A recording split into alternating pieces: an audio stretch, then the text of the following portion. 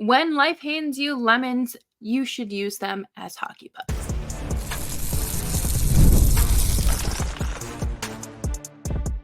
You're Locked On Flames, your daily podcast on the Calgary Flames. Part of the Locked On Podcast Network, your team every day. Hello, everybody, and welcome to today's episode of Locked On Flames. As always, I am your host, Jess Belmosto, and thank you so much for joining me today. Today's episode is brought to you by FanDuel. Make every moment more. As the playoffs wind down, the sports stop sporting like we want them to, but this summer, FanDuel is offering all customers boosts or bonuses daily. That's right. There's something for everyone, every day, all summer long. Visit FanDuel.com to get started. Today, I thought that it would be a good time to talk about the lessons learned and how the Flames can move forward in this process of learning from mistakes and bad habits, and just letting some things just fade off into the distance. Make sure you're subscribed to Locked On Flames wherever you get your podcasts, as well as on YouTube. We are here for you through the off season, and we will be back to daily podcasts before you know it. But I think we all know where we're going to start here in terms of frustration and just biggest lessons. I would easily say the power play. The Flames power play was truly like one of the most infuriating things that I have ever watched, one of the most frustrating products that I've ever seen displayed on a sheet of ice. But one thing that I did very much appreciate was the turn that it took towards the end of the season. Too little, too late, what have you. But Andrei Kuzmenko was a big contributor to that. Nazem Kadri had, I believe, 9 power play goals. Like, there was contribution from across the board, and I think it just took the right pieces or the right attempts, because what Kuzmenko does that allows the Flames to have successful power plays and convert on the man advantage. He shoots the puck. And do you know who else is not afraid to shoot the puck that they are looking to integrate further into their lineup this year? Yes, Matt Coronato. You would think that I am on his payroll for the amount of times I just give him props really this whole week. But no, in all seriousness, I think Matt Coronato would be a fantastic addition to the Flames power play, because number one, he's younger, right? He's faster. He has the skill set that you need on the power play. When your team does not have like a sharp shooter anymore, you don't have your Gaudreau, you don't have your Kachuk, you don't have your Toffoli. You need someone who will consistently generate shots. That used to be Rasmus Andersson too, who we're going to talk about here in just a little bit. But Matthew Coronato offers and provides you the support of a shooter on your power play. How many times did we all just sit there and watch the Flames power play fall apart? It was not even a power play. It was just them playing pass across the ice. And it was infuriating to watch. And you just wanted to knock some sense into someone. And I think that there would have been more power play success had Rasmus Andersson had the confidence to shoot the puck. And I know that sounds absolutely ridiculous, but it was very evident and very clear that he was lacking confidence and comfortability last season. And in those moments where you're like, boom, this is where he's just going to just do the standard traditional Rasmus Andersson slap shot, he would not do it. He would pass the puck, which, yeah, obviously in some situations that's the better option, but he just did not shoot enough for my liking. And Mackenzie Weegar was a huge help on the power play as well. It was just such an odd occurrence because I don't feel like that's the Rasmus Andersson that we know.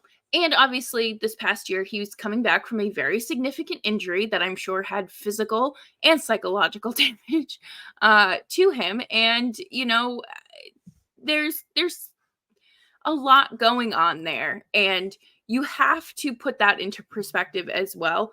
But I don't think that it was Mark Savard's problem. I don't think that he was the problem for the low conversion, for the overpassing, the lack of shooting, whatever the case may be, because at the end of the day, it's up to the players. You can coach and coach and coach and teach someone how to do something, but if they're not going to do it in the moment, you're wasting your breath. And you can't force them out on the ice to make those changes. You hope to see them, make the corrections or the tweaks, whatever it may be. And then it becomes like second nature where that old habit just disappears and you're able to reinforce this new positive, impactful uh, performance, right? I think a lot of people are going to look at the Flames power play from last year and be really upset at things when they see how Mark Savard coaches the Toronto power play. But I think we all need to remember the pieces on the Maple Leafs power play versus the Flames. So that is a very important thing to keep in mind because it's just there's no point in getting discouraged. Like it's not it's not a Mark Savard thing. It's the personnel on the ice. But at the end of the day, I think that this doesn't just fall on like Matthew Coronato's shoulders or Rasmus Andersson or whoever. I think that, having a new coach, integrating ideas will probably be a good thing. And we've talked about it a lot since last season. There have been so many moving parts to the Flames organization that there's not really that familiarity and that comfort level that you have when you know all the guys around you and you don't have to worry about that constantly changing. I think with the overhaul and changes we have seen in the last year, we're going to start seeing some more. I think more people settle in, and that's just it takes time. It doesn't happen overnight, unfortunately, but I do hope after having a full season to recover and another off season, Rasmus Andersson is back to the defenseman that we know that he can be. And I hope that a second season in the pros will benefit Matthew Coronato. I think that there's a lot of promise there, and it's important not to waste it prematurely or, hold him back. But coming up next, we are going to talk about more moving pieces and the upcoming trades because inevitably Flames are going to be looking to move some more contracts coming up. And we'll be back right after this. Passion, drive, and patience. The formula for winning championships is also what keeps your ride or die alive. eBay Motors has everything you need to maintain your vehicle and level it up to peak performance. Supercharge its roof racks, exhaust kits, LED headlights, and more. Whether you're into speed, power, or style, eBay Motors has you covered. With over 122 million parts for your number one ride or die, you'll always find exactly what you're looking for. And with eBay Guaranteed Fit, your part is guaranteed to fit or fit your ride every time or your money back. Because with eBay Motors, you are burning rubber and not cash. With all the parts you need at the prices you want, it's easy to make your car the MVP and bring home huge wins. Keep your ride or die alive at ebaymotors.com. Eligible items only, exclusions apply. eBay Guaranteed Fit only available for U.S. customers.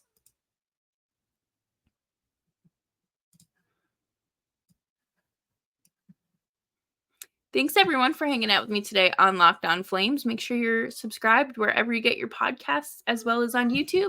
Maybe throw in a nice little review or a rating, something. Definitely means a lot. And just thank you for engaging with the show in general. I appreciate it. It's nice to hear from y'all. This off season is nice. I will say it has been nice. You had the Jacob Markstrom trade, you had the Mangiapane trade, you did what you did in free agency, promoted Dustin Wolf, essentially, basically that's what's happening. And now you are setting yourself up for the season. I think this time last year there was a lot more question marks, a lot of chaos, because you had a first-time general manager behind the reins, a first-time NHL coach behind the bench, and a lot of pending UFAs. That was a very a big task to take on as your general manager, as a first-time general manager even. So when you see players turning down these big time extensions like Noah Hannafin's 7 by 7, I believe it was 7 by 7.5, or Elias Lindholm's 7-year, $9 million, that's almost a blessing in disguise in the moment. But then you have to wonder, why don't players want to be here? However, I do think you can approach things with a little more confidence now. The state of your organization. The state of the organization a year ago really depended on what happened with these free agents, right? Because if you locked up Elias Lindholm for 7 years at an astronomical price, that's more money you've tied up into an aging player for a very long time. And when your main goal is to get younger and less expensive. I think that the Noah Hannafin thing could have worked out. I'm fine with the trade at the end of the day. I wouldn't have been bummed either way. But again, it's another player on a long-term deal, an older player, and it was going to cost you a pretty penny. So is that something you want to do? And that's something you have to look at with Rasmus Andersson. He still has 2 years left on his deal, but he is only making $4.5 million. And that's not a lot of money in comparison. Well, it is a lot of money, but in comparison to what other defensemen who he's comparable to are getting. And he's going to be 28. Okay. 28 years old. Is this a player that you want to keep? Sounds like they're just so replaceable, because they're really not. Is this a player you want to sign long term? No. And that's no disrespect to Rasmus Andersson. That's just common sense for a 28-year-old player who did not have a great year last year and could probably see, long-term effects from the injuries he sustained in that car accident. But, would it be offensive if the Flames offered him a 4 or 5 year deal? I don't know, because I would love to keep Rasmus Andersson around. I think he's a great defenseman. But with other players, Dan Vladar, if you start to see you start getting calls on him because he's doing great. Okay. It might be a little more difficult now that you have just Logan Cooley down in the AHL, I believe. So, you do have to get creative there, but towards the end of the season, if the cards are lining up and, people are calling on Blake Coleman at the deadline and it sounds good, great. Michael Backlund's contract is up at the end of the season as well. Is he going to retire, or are you going to give him another 1-year deal? What is that going to do? I don't necessarily think the Flames need to trade Michael Backlund. Let me just throw that out there. especially with the loss of Mangiapane. I don't think you need to do that. But it's good to explore your options. And if the right call is coming and it makes a lot of sense, I don't think you should hesitate and hold out, because we know that this team is more than likely not going to be a contending team. And that's fine. There's nothing wrong with that. That we needed to get to this point to replenish what needed to be fixed. And I think that you really need to explore your options here, because you can absolutely cash in on assets with Rasmus Andersson or a Blake Coleman at the deadline. You can absolutely do that. But is that something, like, is it going to be worth it? Both are great leaders. Rasmus Andersson, I would say, was in contention for the captaincy when there was no captain and Backlund hadn't re-signed yet. Like, it was, Mackenzie Weegar, Rasmus Andersson, and Backlund. And by default, it obviously goes to Backlund. And you can have that discussion again. What does it say about the organization if they're willing to trade a guy that's homegrown, like Rasmus Andersson, or a guy that came here after winning the 2 Stanley Cups and then did not get what he was looking, he walked into an entirely different situation than he thought he was getting himself into, but stuck it out. He didn't request a trade. He didn't, he rode the waves. Like, what is that? What type of message does that send? And we're going to talk more about that coming up next. But I think if it makes sense, you have to do it. The same way people didn't want to trade Markstrom, the same way people didn't want to trade Mangiapane, the same way people didn't necessarily want to trade Chris Tanev.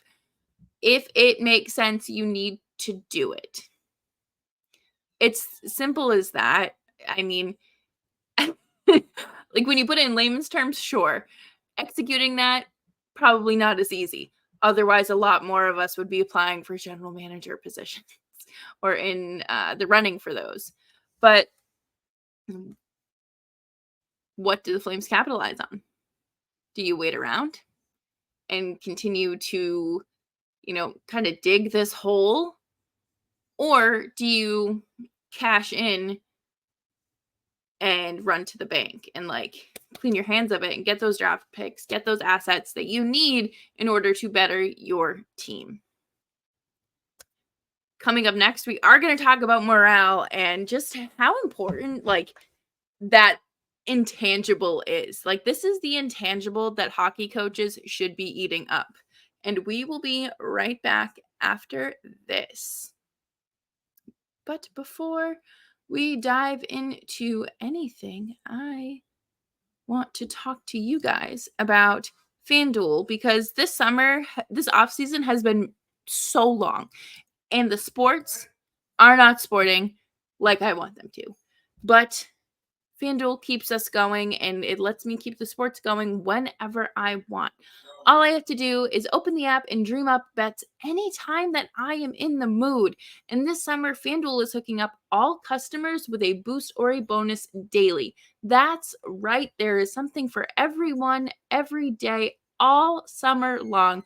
So if you're looking to bet on how many batters Garrett Cole is going to strike out, or how many home runs Aaron Judge is going to hit before the end of the season, get on over to FanDuel and start making the most out of your summer.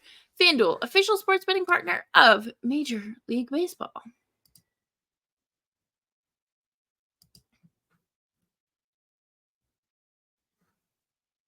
Thanks, everyone, for making Locked On Flames part of your day. I greatly appreciate it. You can follow me on Twitter at JessBelmosto.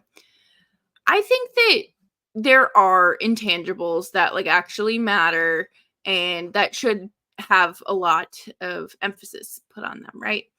Obviously, being a good leader, great. grittiness to some extent, toughness to some extent.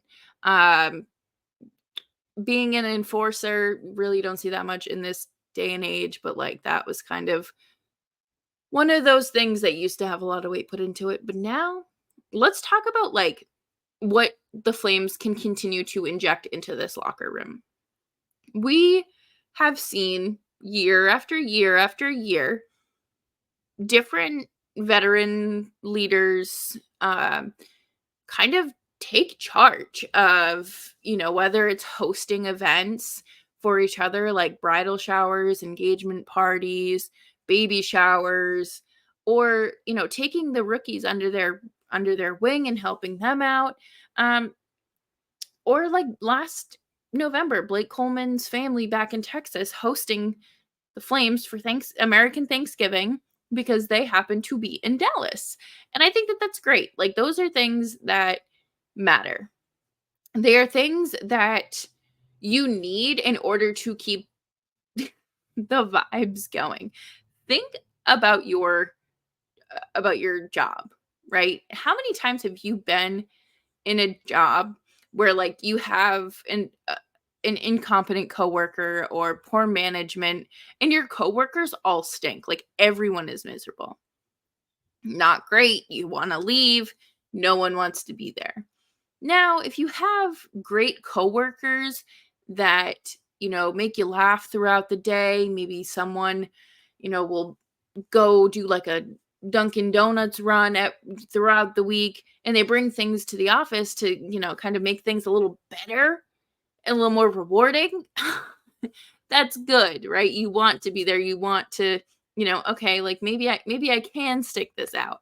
But I do think that that is something that has always will always play a role in any work environment or locker room. You can be a great team, right? But if your team in your locker room has no chemistry off the ice, everyone is, secluding or isolating themselves, there's no real bonds on the team, you don't see, like a bunch of them doing charity events together, or they're like during the season, how many times did you see the Mangiapanis with the Andersons, like out to lunch, out to dinner, or just hanging out like at the park on a day off or when the team was away? Like it's things like that that matter because it's an extension of the team. And you want everyone to get along, and obviously that's not always going to happen in any place, but you don't necessarily want like a Tony D'Angelo and Gorgiev situation, right? You don't want that. You don't want any of that. And there are ways to avoid situations like that. And obviously, it's not always going to be like sunshine and rainbows and goalie hugs. It can't. Like it's not.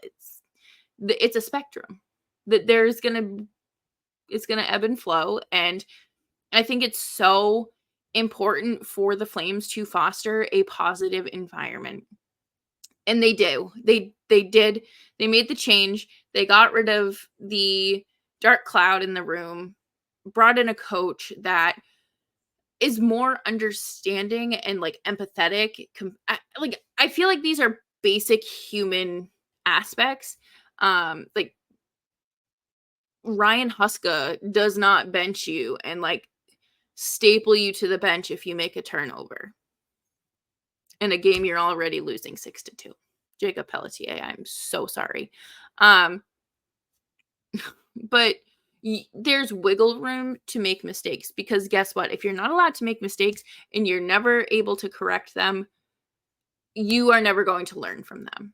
And what are the main factors of this team right now? A lot of young kids who don't have a ton of NHL experience. They need to make mistakes in order to bounce back. And having an environment that allows that to a certain extent, of course. Like Jonathan Huberdeau being benched for that whole third period against Nashville, that was very difficult to watch. Very difficult to watch. Like, let's be honest. But it showed accountability, and that Huska will put his foot down. Like, there is a line, but it kind of like forces you as a player to, pull yourself up by your bootstraps and fix what you're not doing. And, this team is close. They have made it very clear. Like, the 2021-2022 team have literally all been at each other's weddings this summer, and I think that's fantastic. The Mangiapanis, they're not on the team anymore, obviously, but like, they honeymooned in Copenhagen and hung out with Rasmus Andersson. Like, those are special bonds that you have, and it's great to have when you're on the team. And these are lifelong friendships you can take off the ice. But, like, you need to you don't have to force friendships. There's nothing worse than that.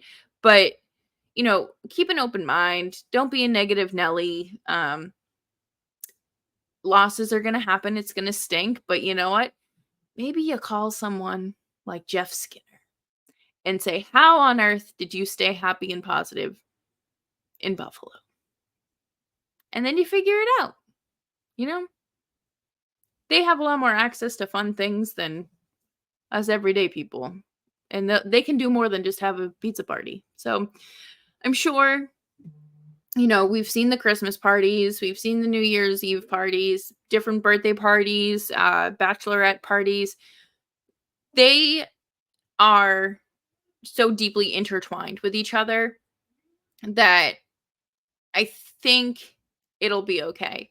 But then there's new people. They don't know the chemistry here. So, welcome aboard. And I truly hope that the season does go better to the point where we don't have to like force ourselves to find the positives and look on the bright side every day. But that might happen through some points. It is a very long season.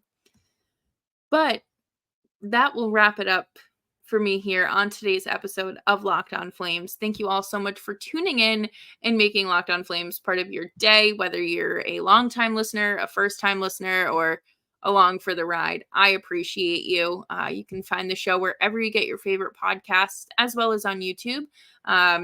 We're still in off-season mode, so 3 episodes a week for now, and then we'll ramp it back up to daily, which is going to be so fun because then hockey's starting. But in the meantime, you can follow me on Twitter as well, and I will see you all later. Remember to stay hydrated, stay kind, stay warm, put on sunscreen, did I say stay hydrated? Stay fed, and just be nice to each other.